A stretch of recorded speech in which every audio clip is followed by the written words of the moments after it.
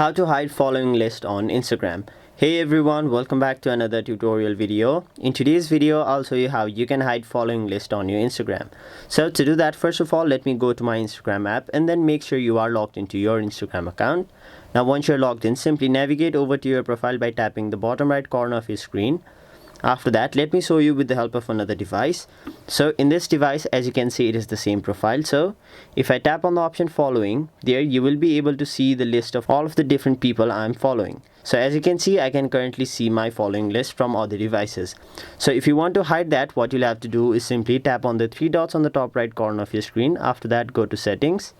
Now simply tap on the option privacy and then tap on the option private account. Now simply switch your account to a private account, and once you've done that, let me go to my other device again. Now simply let me refresh my profile. Now if I go to following, there it will simply say no users found. So that is basically how you hide following list on your Instagram. That was it for this video. Hope this video was helpful to you guys, and if it was, make sure you like this video and subscribe to our channel so that you don't miss out on further videos such as these.